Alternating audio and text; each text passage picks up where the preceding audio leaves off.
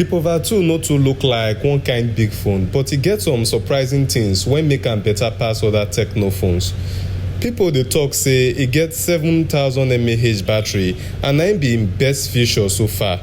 Yes, na true say the Pova 2 get 7000 mAh battery, but no be that one be the biggest one for me. Look. Hello guys, this one na the Tecno Pova 2 back camera, and I dey record this video with the 2K video mode, and I just want to run the test for the camera and the audio test and see if the camera makes sense. Well, since I dey use the Pova 2 camera dey record this video right now, I sure say you fit actually make the decision or the choice yourself to know if na good camera or if na bad camera. With this camera quality, you know say the Pova 2 camera no be joke. The audio na nuisance, no doubt, but the video no bad. Make I play am again, make we, pick some stuff out. Here for the video, you go notice say the bokeh effect dey very effective.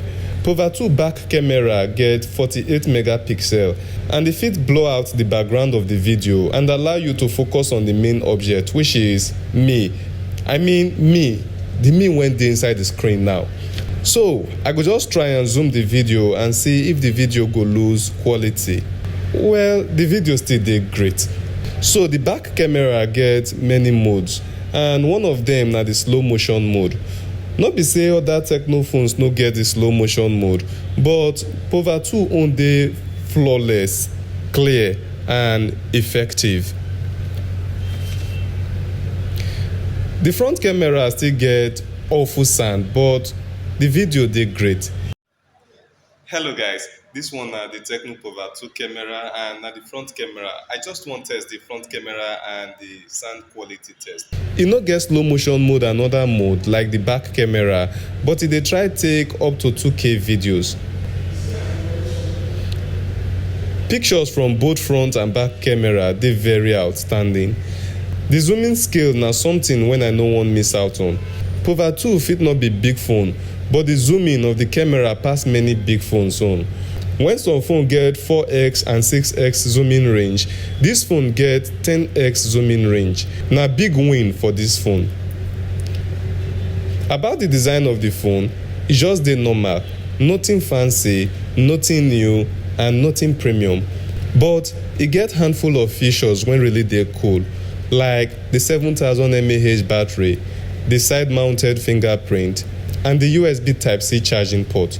I dey sure say you go agree say na only the 7000 mAh battery be the amazing feature here, since other phones dey carry Type-C charging port and side-mounted fingerprint sensor. But for 108,000 naira phone wey get great camera with 7000 mAh battery and other features, na great deal. Maybe Tecno for just make the display AMOLED and the processor Helio G96, and boom, the price for be the greatest deal ever.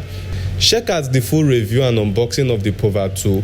E dey one of my YouTube videos, and you fit access am if you click the video when dey the top right of this video when you dey watch now, or go the description section to find the link to the video. So guys, tell me wetin you think about this phone. Like this video and subscribe to my channel.